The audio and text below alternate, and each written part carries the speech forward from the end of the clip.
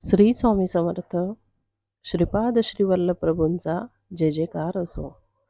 तर आज मी तुम्हा सर्वांसाठी ताईंच्या आवाजामध्ये 5वा अध्याय घेऊन आलेली आहे श्रीपाद श्री वल्लभ चरित्राचा. तर सर्वांनी तो नक्कीच श्रवण करा आणि नक्कीच त्या जे ताई पठण करणार आहेत त्यामध्ये अगदी लीन होऊन अगदी शांततेने ऐका. श्री स्वामी समर्थ. 5वा अध्याय पठन केल्याने विघ्न दूर होण्यास व देवता कोपापासून मुक्ती.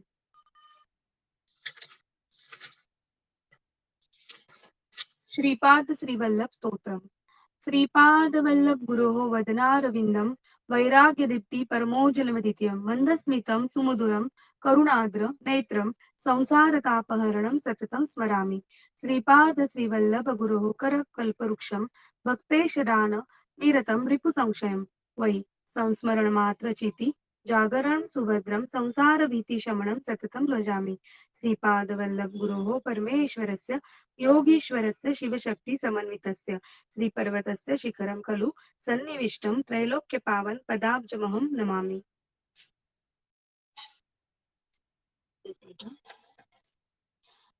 अध्याय 5वा. श्रीपादराजं शरणं प्रपद्ये. शंकर भटाचे तिरुपतीला पोहोचणे. काणिपाकात तिरुमलदासांची भेट. श्रीपादांच्या अनुग्रहाने शंकर भटांची शनिपीडा निवारण. मी माझ्या प्रवासात परमपवित्र तिरुपती महाक्षेत्रास आलो. माझ्या मनात केव्हाही न अनुभवलेल्या शांतीचा अनुभव आला. तिरुपती महाक्षेत्रातील पुष्करिणीचे स्नान करून श्री व्यंकटेश्वरांचे दर्शन घेतले. मंदिराच्या अंगणातच ध्यानस्थ झालो. ध्यानात श्री व्यंकटेश्वरांना स्त्री मूर्ती रूपात पाहिले. बाल त्रिपुर सुंदरी या रूपात पाहिलेली मूर्ती थोड्या क्षणातच परमेश्वराच्या रूपात बदलली आणि थोड्या वेळाने महाविष्णूच्या रूपात बदलली. ध्यानात असतानाच काही वेळाने ती मूर्ती 14 वर्षाचे वय असलेल्या अतिसुंदर काया धारण केलेल्या बालयतीच्या रूपात प्रगट झाली. त्या बालयतीची दृष्टी अमृतमय असल्याचे जाणवले. नेत्रादयातून हजारो मातेच्या वात्सल्य अनुरागाची जणू वर्षाच होत होती. एवढ्यातच त्या बालयतीजवळ काळ्या रंगाचा एक कुरूप माणूस पोहोचला. तो त्या बालयतीस म्हणाला, श्रीपाद श्रीवल्लभ प्रभू, आपण साऱ्या जगाचे नियंत्रण करणारे आहात. तुमचा भक्त असलेल्या शंकर भटाला आजपासून 7:30चा प्रारंभ होत आहे.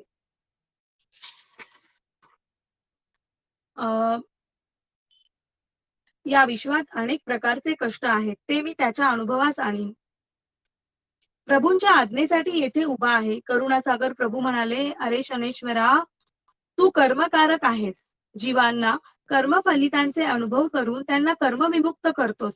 तू तुझ्या धर्माला अनुसरून कर्तव्य कर. आश्रित जणांचे रक्षण करणे ही माझी प्रतिज्ञा आहे. म्हणून शंकर भटाला मी तुझ्या पासून झालेल्या कष्ट काळात सहाय्य करून कशी सुटका करून देतो ते तू बघ. श्रीपाद महाराज आणि शनेश्वराचे असे संभाषण झाल्यावर दोघेही माझ्या ध्यानातून निघून गेले. परंतु नंतर भगवान मूर्तीचे ध्यान करणे कठीण झाले. माझ्या कष्टकाळाची सुरुवात झाली. श्रीपादांकडून माझी कष्टातून सुटका होईल याचा दृढ विश्वास होता. मी तिरुमलाहून तिरुपतीला आलो. तिरुपतीच्या रस्त्यावर मनाला वाटेल तसे चाललो होतो. मन चंचल होते. एक न्हावी मला बळजबरीने थांबून म्हणाला, तू 20 वर्षापूर्वी घरातून पळून गेलेला सुभय्या आहेस ना? तुझे आईबाप काळजी करत आहेत. तुझी भार्या रजस्वाला झालेली आहे. ती वयात आली आहे. तू तिच्या बरोबर संसार कर. मुलाबाळासहित सुखी राहा. तेव्हाच मी म्हणालो, अहो, मी शंकरभट नावाचा कन्नड देशात राहणारा ब्राह्मण वाटसरू आहे आणि पुण्यक्षेत्र संचार करीत येत आहे. मी दत्तभक्त आहे. श्री दत्त प्रभू श्रीपाद श्रीवल्लभ या नामरूपाने अवतरले आहेत असे ऐकून कुरगुडीला प्रयाण आरंभले आहे. परमपवित्र गायत्रीची शपथ घेऊन सांगतो, मी ब्रह्मचारी आहे. मी तुम्ही म्हणता तो सुभय्या नावी नाही, परंतु माझा आवाज ऐकणारे कोणी नव्हते. तेथे पुष्कळ लोक जमा झाले होते. प्रत्येक जण कोणत्या ना कोणत्या रीतीने माझी निंदाच करीत होता. मला सुभय्या नावाच्या माणसाच्या घरी नेण्यात आले. सुभय्याचे आई वडील मलाच त्यांचा मुलगा समजून अनेक प्रकारे माझी समजूत घालीत होते. म्हणाले, यापुढे आम्हाला सोडून जाऊ नकोस. रजस्वा स्त्रीला सोडून जाणे महाअपराध आहे. त्यातील एक माणूस म्हणाला, सुबैया दाढी आणि मिशांनी झाकला गेला आहे. त्याचे शौर्यकर्म केल्यास पूर्वीची काळा येईल. मी सुबैया नाही असे अनेकदा सांगितले, परंतु माझे ऐकणारे कोणीच नव्हते. बळजबरीने माझे क्षौरकर्म करण्यात आले. गुळगुळीत गुंडू केला, दाढी मिशा पण काढून टाकल्या. माझ्या गळ्यातील पवित्र यज्ञविधी सुद्धा काढून टाकले आणि माझ्यासाठी त्यांच्या माहितीतल्या एक भूतवैद्याला बोलवण्यात आले. त्याने चित्रविचित्र अशी वेशभूषा केली होती. त्याच्या भयंकर दृष्टीनेच माझ्या हृदयात कापरे भरले. मला बांधून चाकूने माझ्या डोक्यावर वार केला. त्यावर लिंबाचा रस आणि विविध प्रकारचे रस ओतले गेले. मला तो त्रास सहन होत नव्हता.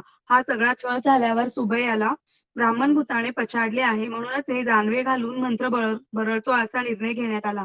तिरुपतीत असलेले ब्राह्मण सुद्धा स्तब्धच झाले होते. या नगरात आलेला वाटसरू सुबैयाच आहे. त्याला एका ब्रह्मराक्षसाने बाधले आहे असेच ते समजले. मला त्या गावातील मोठ्या श्रेष्ठ ब्राह्मणांकडे नेले गेले. मी कन्नड देशीय स्मार्त ब्राह्मण आहे. भारद्वाज गोत्राचा आणि नमक चमक मला येते. संध्या वंदन पण करतो. असे माझ्या सांगण्यावर त्यांचा विश्वासच बसत नव्हता. सुबैयास एका कन्नड ब्राह्मण भूताने झपाटले आहे. त्यासाठी योग्य चिकित्सा करून परत पूर्वीसारखे करावे असे त्या श्रेष्ठ ब्राह्मणांनी सांगितले. घावाने झालेल्या त्रासाने मी चक्रावून गेलो. माझे रुदन केवळ रुदनासारखे झाले. शुद्धीवर आलो तेव्हा माझ्या समोर माझ्यासारखाच काळे तेज असलेला एक विकृत आकाराचा माणूस बसलेला आहे असे वाटले. एक मिनिट. तो माझ्याशी काही न बोलता माझ्यामध्ये सामावून गेला. माझ्याशी तदाकार झाला. 7.5च्या प्रभावाने 7.5 वर्ष माझा कष्टकाळ आहे याची कल्पना मला आली. श्रीपाद श्री वल्लभच या कष्टाच्या काळात माझे रक्षण करतील असा मला दृढ विश्वास होता. तेवढ्यात तापात सुद्धा मी मनात श्रीपाद श्री वल्लभांचे नामस्मरण करीत होतो. श्री चरणांचे नामस्मरण केल्याबरोबर माझा त्रास कमी होण्यास सुरुवात झाली. भूतवैद्य मात्र कोंबड्या बकऱ्यांची बळी देत चित्रविचित्र पूजा करीत होता. मला मात्र पथ्याचा आहार दिला होता. सुबैयाला ब्राह्मण भूताने बाधले आहे, त्यामुळे त्याला शाकाहारच दिला पाहिजे असे मांत्रिकाने सांगितले. श्रीपादांच्या अनुग्रहानेच मला शाकाहार दिला गेला याचे मला मनाला बरे वाटले. 3 दिवस मी तीव्र नरक यातना भोगल्या.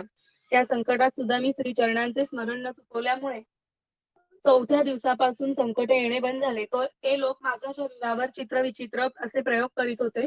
मांत्रिक मधून चापकाने मारत होता. श्री वल्लभा शरणम शरणम अशी दीनतेने हाक मारीत मी रडत होतो. श्री दत्ताची अनन्य भक्तीने सेवा करणाऱ्या ही अशी नरकबाधा कशी असते याचे मला आश्चर्य वाटत होते.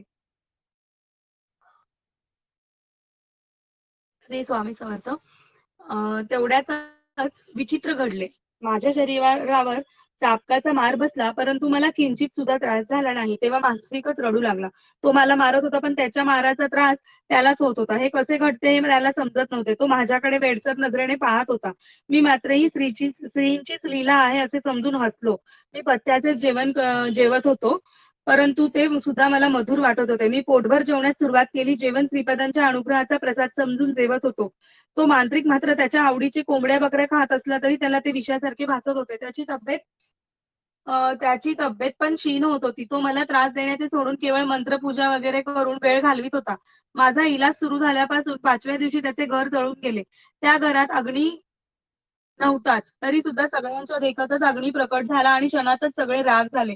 6व्या दिवशी तो खिन्नतेने सुबैयाच्या घरी येऊन म्हणाला, सुबैयाला लागलेले ब्राह्मण भूत मांत्रिक होते. त्याने माझ्या घराला मांत्रिक प्रयोगाने तग्ध केले. वेताळ वगैरे अनेक क्षुद्र शक्तींना प्रसन्न करण्यास अनेक प्रकारच्या पूजा कराव्या लागतील. त्यासाठी अधिक धनराशी लागेल असे त्याने सूचित केले. मंत्रतंत्रांचा काही उपयोग नव्हता. मांत्रिक धनाच्या आशेने असे वागत आहे मला माहित होते. विधीचे विधान मानून मान खाली घालून सुबैयाला त्या पत्नीला माझीच पत्नी म्हणून स्वीकार करण्याची वेळ आल्यास त्याच्यापेक्षा अधिक लाजिरवाणी परिस्थिती काय असणार. त्यापेक्षा मोठा विश्वासघात कोणता असू शकतो याची मला खंत वाटली. विधी माझ्या जीवनाची एवढ्या क्रूरतेने का खेळत आहे हे समजत नव्हते आणि उलगडत नव्हते. माझे काळीच कापत असल्याचा अनुभव आहे. मी सुबैयाच्या आई-बापांना माझे मायबाप तुमच्या सर्व संपत्तीची विक्री करून मांत्रिकाच्या मायाजाळ करू नका. माझी तब्येत चांगलीच आहे. मी तुम्हाला आई-बापासारखेच मानतो. तेवढ्यावरच मला मांत्रिकाकडून मुक्ती मिळाली. सुबैयाचे आई-वडील अत्या आनंदित झाले. त्यांच्या डोळ्यातील आनंद पाहून माझे डोळे पण ओले झाले. परस्त्री माते समान असते. येणाऱ्या संकटातून माझी रक्षा करावी, धर्मभ्रष्ट होऊ देऊ नये अशी अत्यंत दीनपणे मनातल्या मनात श्रीपादांची प्रार्थना करीत होतो. माझा इलाज सुरू झाल्यावर 8व्या दिवशी माझी सेवा करणाऱ्या सुबैयाच्या पत्नीला बघून म्हणालो, माझ्या बाबतीत तू काय समजतेस? मी खरा सुबैयाच आहे. यावर तुझा विश्वास आहे का? त्यावर ती म्हणाली, मी 2 वर्षाची असताना माझे लग्न झाले. आता माझे वय 22 वर्ष आहे.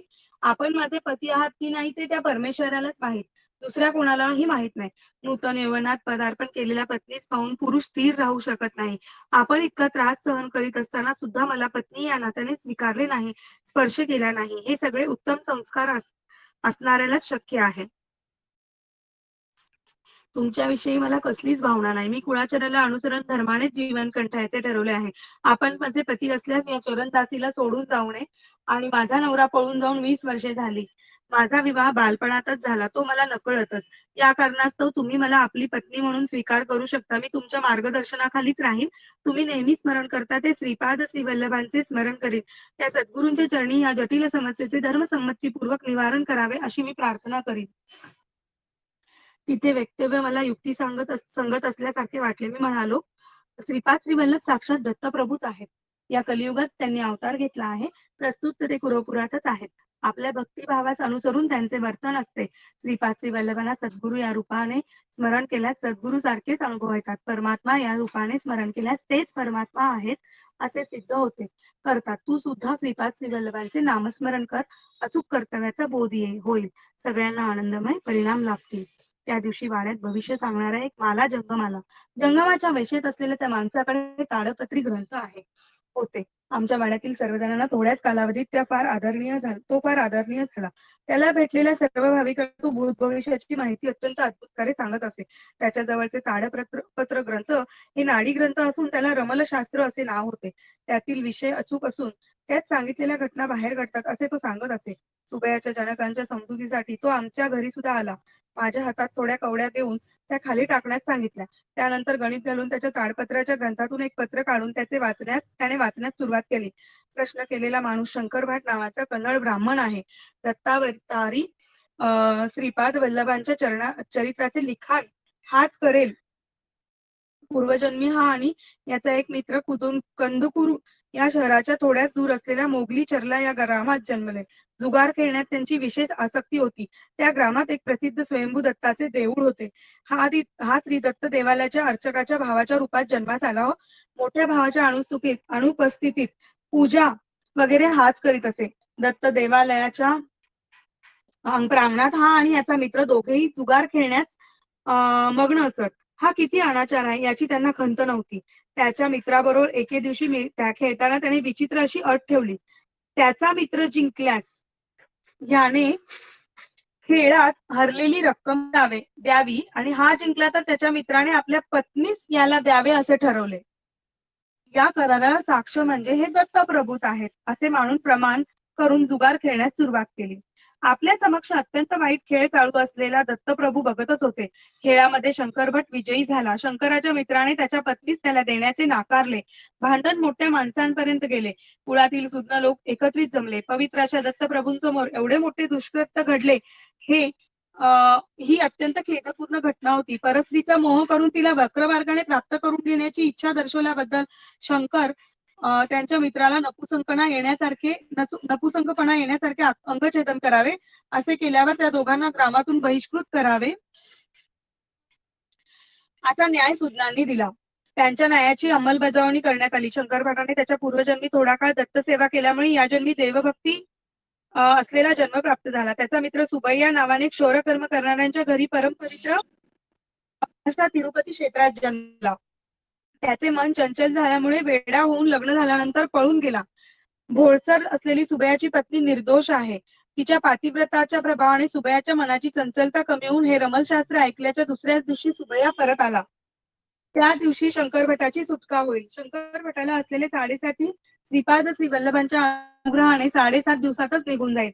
भगवंताला साक्ष ठेवून अनुचित संकल्प केल्यास अथवा अधर्म केल्यास दत्तप्रभूंच्याकडून कठीणातील कठीण शिक्षेस पात्र होतात. सुबैयांचे मन चंचलतेच्या परिहारास्तव शंकर भटाच्या पुण्यातील थोडा भाग खर्च झाल्याचे चित्रगुप्ताने लिहिले आहे. कर्माचा प्रभाव अत्यंत सूक्ष्म रीतीने काम करीत असतो. या सत्याची जाणीव होऊन जीवाने सदैव सत्कर्म करावे, दुष्कर्म कधीही करू नये. श्रीपाद श्री वल्लभांच्या जन्मपत्रिकेप्रमाणे त्याचा अवतार समाप्तीनंतर थोड्या शतकांनी त्रिपुरा देशातील अक्षय कुमार या नावाच्या जैन मतस्थाकडून श्री पिठिकापुरात श्री प्रभूंची माहिती पोहोचेल. या अगोदर विलासाची माहिती देणारे श्रीपाद श्री वल्लभ चरित्रामृत या नावाचा ग्रंथ प्रकाशित होईल. श्री वल्लभांच्या करुणेचे वर्णन कसे करावे. दुसऱ्या दिवशी सुबैया स्वगृहास परतला. त्याच्या मनाचे चंचलत्व पूर्णपणे मिटून तो स्वस्थ चित्त झाला होता. सुबैयाच्या पत्नीस मी माझी बहीण मानले. सुबैयाच्या माता पित्यांची परवानगी घेऊन मी चित्तूर जिल्ह्यातील काणिपाक ग्रामास पोहोचलो. काणिपाक हे ग्राम चित्तूरहून थोड्याच अंतरावर आहे. त्या ग्रामात वरदराज स्वामींचे देऊळ, कंठेश्वर स्वामींचे देऊळ, वरसिद्धी विनायकाचे देऊळ मी देवदर्शन घेऊन बाहेर आलो. तिथे एक उंच कुत्रे उभे होते. मला भीती वाटून मी वरद सिद्धी विनायकच्या देवळात परत गेलो. थोडा वेळ देवाचे स्नान करून बाहेर आलो. त्या कुत्र्यावर अजून एक कुत्रा तेवढ्याच उंचीचा होता. आज या कालभैरवाकडून चावणे हे निश्चित आहे अशी भीती वाटली. परत वरसिद्धी विनायकाच्या मंदिरात गेलो. मंदिरातील पुजाऱ्याला माझे वर्तन विचित्र वाटले. बाबा, तू घटकेला बाहेर जाऊन परत मध्ये येतो आहेस, याचे कारण काय, असे त्याने विचारले. मी माझ्या भीतीचे कारण सांगितले. ते निष्कारण कोणाला काही इजा करीत नाहीत. ते एका धोब्याचे पाळीव कुत्रे आहेत. तो धोबी दत्तभक्त आहे. श्रीपाद श्री वल्लभ या नावाने श्री दत्ताने या भूमीवर अवतार घेतलाय असे तो सांगत असतो. धोब्यांना देवालयात प्रवेश निश्चित नाही, तरी सुद्धा तो या देवळामध्ये येत नाही. त्याच्या कुत्र्यास पाठवतो. मी स्वामींच्या प्रसादाचे गाठोडे बांधून देतो. ते घेऊन ते त्याला देतात. तू 2च कुत्रे पाहिले असे सांगितलेस. एकूण 4 कुत्रे आल्यावरच मी प्रसाद देतो. अजून 2 कुत्रे आले का ते पाहूया, असे तो पुजारी म्हणाला. आम्ही बाहेर येईपर्यंत 4 कुत्रे होते. पुजाऱ्याने प्रसादाचे गाठोडे करून दिले. ते 4ही कुत्रे माझ्या चारू बाजूंनी आले आणि त्यांनी मला घेरले. पुजारी म्हणाला, कुत्र्यांच्या मर्जीप्रमाणे तू त्या धोब्याकडे जा. तुला शुभकारकच होईल. माझ्या जीवनातील प्रत्येक घटना श्रीपाद श्री वल्लभांच्या निर्देशानेच घडत असते असा माझा विश्वास होता. सुबैयाच्या घरात घडलेल्या घटनेवरून एक मिनिट. माझ्या जीवनातील प्रत्येक घटना श्रीपाद वल्लभांच्या निदर्शनात घडत असते असा माझा विश्वास होता. सुबैयाच्या घरात घडलेल्या घटनेवरून कुळ मतभेद नसावा असे मला वाटले. एक चांडाळ ब्राह्मण कुळात जन्म घेऊ शकतो. या जन्मातील ब्राह्मण दुसऱ्या जन्मात चांडाळ रूपाने जन्म घेऊ शकतो. मानव आपण केलेल्या पापपुण्याचे गाठोडे घेऊन जन्मांतराच्या कर्मप्रवाहात वाहत जात असतो. शंकरभट आणि तिरुमलदासांचा संवाद. मी धोब्याच्या राहत्या गल्लीत आलो. तिरुमलदास असे नाव असलेला तो रजक 70 वर्षाचा म्हातारा होता. तो त्याच्या झोपडीतून बाहेर आला. मी घरात गेल्यावर त्याने मला एका पलंगावर बसवले. ब्राह्मण जन्माचा माझा अहंकार पूर्णपणे गेला होता. श्रीपाद श्री वल्लभांचे भक्त कोणीही असले तरी मला आत्मीयांसारखेच दिसत होते. सिद्धिविनायकच्या देवळातील प्रसाद तिरुमलदासाने मला खाण्यास दिला. मी प्रसाद ग्रहण केला. नंतर तिरुमलदासाने सांगण्यास सुरुवात केली. ऐन विल्लीचे गणपतीच श्रीपाद श्री वल्लभ म्हणून अवतरले. ते म्हणाले, बाबा, आजचा दिवस अत्यंत भाग्याचा आहे. आपल्या दर्शनाचा लाभ घडला. तुम्ही माझ्याकडे कधी याल? माल्याद्रीपुरीचे आणि श्री पिठिकापुर येथील विशेष वार्ता कधी सांगाल याची उत्सुकतेने वाट पाहतो आहे. बाबा शंकरभटा, वरसिद्धी विनायकाचा प्रसाद घेतलास. तू आजच्या दिवशी श्रीपाद श्री वल्लभांच्या चरित्रामृताचा श्री गणेशा कर. तुला श्री वल्लभांचा आशीर्वाद पूर्वपुरात लाभेल. तिरुमलदासाने याचा पूर्ववृत्तांत सांगायला सुरुवात केली. मी पूर्वजन्मी एक प्रतिष्ठित वेदपंडित होतो, परंतु परमलोभी होतो. माझ्या मृत्यूसमयी नुकतेच जन्मलेल्या गायीचे वासरू जुन्या चिंधीत चघळताना पाहून त्यास जरपून ठेवण्यास मुलांना सूचना दिली आणि मरतेवेळी मलिन वस्त्रांवर नजर ठेवून मी प्राणत्याग केला. त्यामुळे रजकाच्या जन्मास आलो. मरतेवेळी ज्या संकल्पाने प्राणत्याग होतो त्याला अनुसरून त्याला दुसरा जन्म मिळतो. माझ्या पूर्वपुण्यानेच गर्तपुरी मंडळातील पल्लनाडू प्रांतातील मल्ल्याद्रीपुरात मी जन्मलो. तेच मल्ल्याद्रीपूर कालांतराने मल्लादी या नावाने ओळखले जाऊ लागले. त्या ग्रामात मल्लादी नावाची 2 घराणी होती. मल्लादी बाप्पाना अवधानी या नावाचे महापंडित हरितीस गोत्राचे होते. मल्लादी श्रीधर अवधानी या नावानेच महापंडित कौशिक गोत्रिक होते. श्रीधर अवधानी यांची बहीण राजांबा, तिचा विवाह बाप्पाना अवधानी यांच्या बरोबर झाला. गोदावरी मंडलांतर्गत असलेल्या ऐनविली या ग्रामात झालेल्या गणपती महायागास दोघेही गेले होते. शास्त्राप्रमाणे शेवटच्या आहुतीचा गणपती आपल्या सोंडेत स्वीकार करील आणि आपले स्वर्णकांतीयुक्त स्वरूपाचे दर्शन होईल असे पंडितांचे मत होते.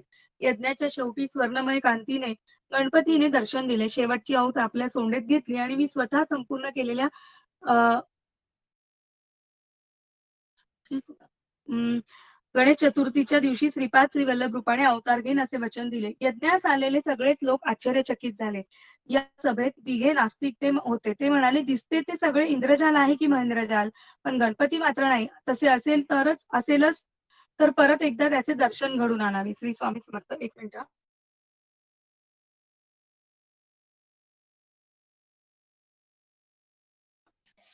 कणीपूर विनायकाचा महिमा. होमकुंडातील विभूतीने मानवाचा आकार घेतला.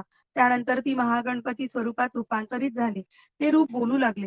मूर्खांनो, त्रिपुरेश्वराच्या वधाच्या वेळी शिवाने बली चक्रवर्तीचा निग्रह करण्यापूर्वी, तसेच शिवाचे आत्मलिंग घेऊन जाणाऱ्या रावणास विरोध करतेवेळी भगवान विष्णूने महिषासुराचा वध करण्याच्या समयी, पार्वतीने भूभार घेण्यापूर्वी, आदिशेषाने सर्व सिद्धी सिद्ध होण्यापूर्वी सिद्ध मुनींना प्रपंचावर विजय साधनाच्या निमित्ताने मन्मथाने याच प्रमाणे सकल देवतांनी माझी आराधना करूनच अभिष्ट प्राप्त केले. एक मिनिट.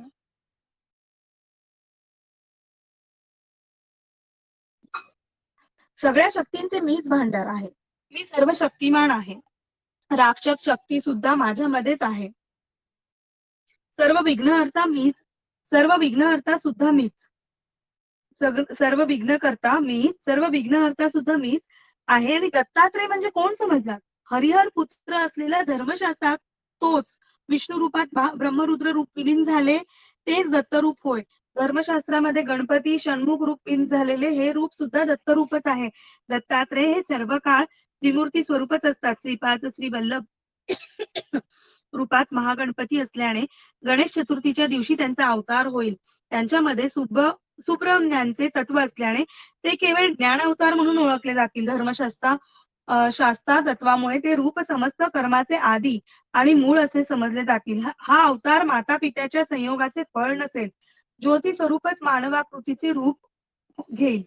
श्री गणपती पुढे म्हणाले, मी तुम्हाला शाप देत आहे. सत्य स्वरूप पाहून सुद्धा ते असत्य आहे असे म्हणालात, त्यामुळे तुमच्यापैकी एक आंधळा जन्मेल. सत्य स्वरूपाची प्रशंसा न करता टिंगल केल्यामुळे तुमच्यापैकी एक मुका जन्मेल.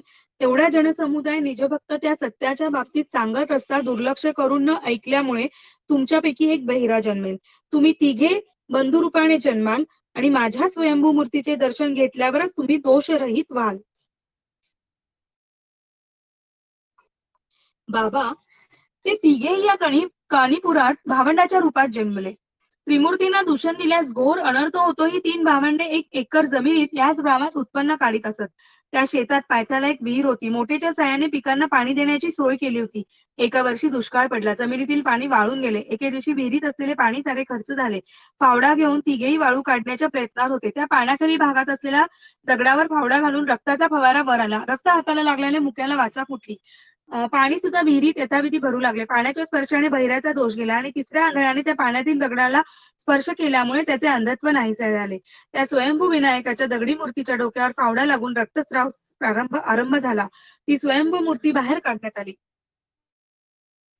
त्यावर सिद्धिविनायकाची प्रतिष्ठापना करण्यास सत्य ऋषीश्वर असे नामांतर झाले. बाप्पांना अवधानी आणि त्यांचा मेहुणा श्रीधर अवधानी या ग्रामास आले होते. वरसिद्धी विनायक त्यांना म्हणाले, महाभूमीमधून या लोकात आलो. पृथ्वी तत्वावर अवतार घेतला. हे तत्व कालांतराने अनेक रूपात रूपांतर होईल. जलतत्वात, अग्नितत्वात, वायू तत्वात, आकाश तत्वात माझे अवतरण झालेलेच आहे. आईन विल्ली मध्ये तुम्ही केलेल्या महायज्ञातील भस्मानेच हे रूप धारण केले. नंतरच्या कर्तव्याचे आदेश देतो. श्रीशैल्यामध्ये कळा कमी आहे. सूर्यमंडलातील तेजाचा तेथे शक्तिपात केला पाहिजे. तुम्ही श्रीशैल्यामध्ये शक्तिपात केल्याच्या दिवशी गोकर्णामध्ये, काशीमध्ये, बद्रीमध्ये, केदारामध्ये एकाच वेळी माझ्या विशेष अनुग्रहाने शक्तिपात होईल. श्रीपाद श्री वल्लभांच्या अवतरणाचा समय निकट येत आहे. श्रीधरा, तुझ्या घरचे नाव श्रीपाद म्हणून बदलत आहे. कौशिक गोत्रिक तुमचे वंशज आजपासून श्रीपाद या आडनावाने ओळखले जातील. बाबा शंकरा मल्ल्याद्रीपुरातून सत्य ऋषीश्वर आणि श्रीधर पंडित पिटिकापुरात निवास करण्यास गेले. मी श्रीपाद श्री वल्लभांच्या अनेक बाललीला पाहिल्या. उद्या मी तुला त्या सविस्तर सांगेन. माझ्या पहिल्या बायकोपासून मला एक मुलगा झाला. त्याचे नाव रविदास आहे. तो कुरोपुरात राहत आहे. श्रीपादांची यथामतीने सेवा करीत असतो. मी श्रीपाद प्रभूंच्या आज्ञेनुसार कणिकापुरातच दुसऱ्या पत्नी आणि मुलांबरोबर कुलवृत्तीला अनुसरून राहत आहे. तू ही श्री पिटिकापुरातून अनेक महाअनुभवांना भेटशील. व्यंकटप्पा श्रेष्ठी नावाच्या व्यक्तीस भेटशील तेव्हा अनेक महत्वाच्या विषयाबद्दल माहिती मिळेल. श्री श्रेष्ठींना श्रीपाद प्रभू व्यंकटप्पा श्रेष्ठी या टोपण नावाने हाक मारित असेल. श्री श्रेष्ठींच्या वंशावर श्रीपादांचा अभयस्थ आहे. वत्सबाई असे उपनाम असलेल्या नरसिंहवर्मांना सुद्धा भेट.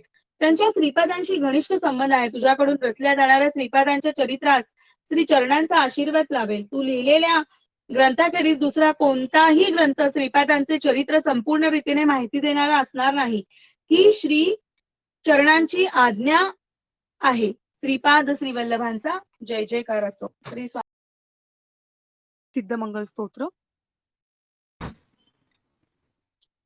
श्रीमदनंत श्री विभूषित अप्पल लक्ष्मी नरसिंह राजा जय विजयी भव दिग्विजयी भव जय विजयी भव दिग्विजयी भव जय श्रीमदखंड श्री विजयी भव श्री विद्याधारी राधा सुरेखा श्री राखीधर श्रीपादा जय विजयी भव दिग्विजयी भव जय विजयी भव दिग्विजयी भव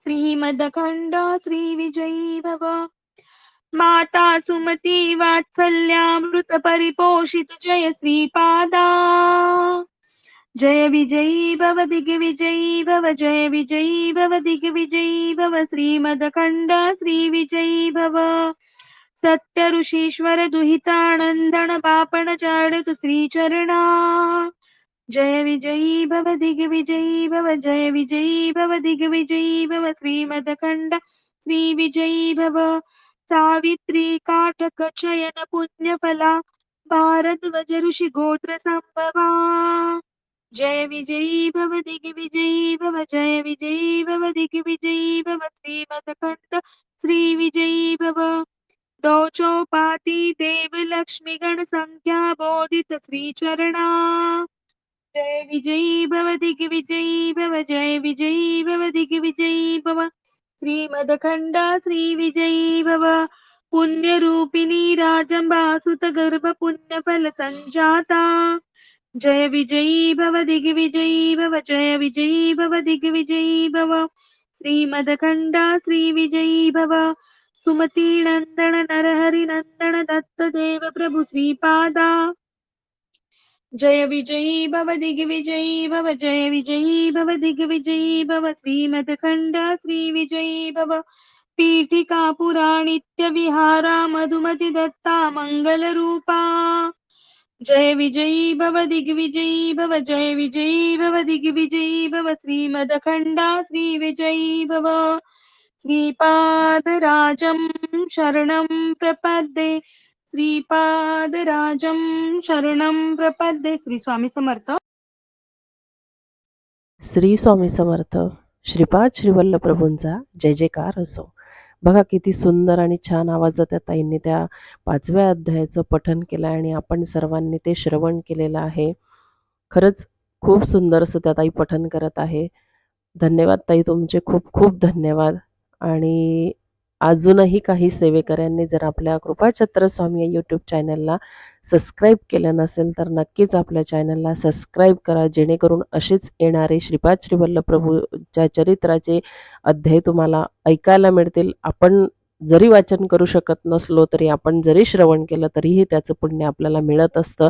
हे आपल्या अविनाश दादांनी त्यांच्या पिठापूर येथे जे मार्गदर्शन झालेलं आहे त्या मार्गदर्शनामध्ये दादांनी सांगितलं आहे. तर नक्कीच आवर्जून सर्वांनी श्रवण करत चला, ऐकत चला आणि आपल्या चॅनलची जी लिंक आहे ती दुसऱ्यांपर्यंत पोहोचवण्याचा प्रयत्न करा. आणि नक्कीच तुम्हाला जर हे अध्याय आवडत असतील ताईंच्या आवाजातील तर नक्कीच कमेंट्समध्ये सांगत चला, लाईक करत चला, शेअर करत चला, जेणेकरून अजून सेवेकरी आपल्यासोबत जोडले जातील आणि त्यांनाही या सेवेचा लाभ मिळेल. आणि तसेच आपल्या श्री गुरुदेव दत्त भक्त परिवाराची लिंक आपल्या डिस्क्रिप्शनमध्ये दिलेली आहे. तर नक्कीच तिथं तुम्ही जॉईन व्हा. टेलिग्रामची लिंक दिलेली आहे, तिथंही तुम्ही जॉईन व्हा. श्री स्वामी समर्थ. केलेली सर्व सेवा श्रीपाद श्रीवल्लभ प्रभूंच्या चरणी अर्पण करते. श्री स्वामी समर्थ. श्रीपाद श्रीवल्लभांचा जय जयकार असो.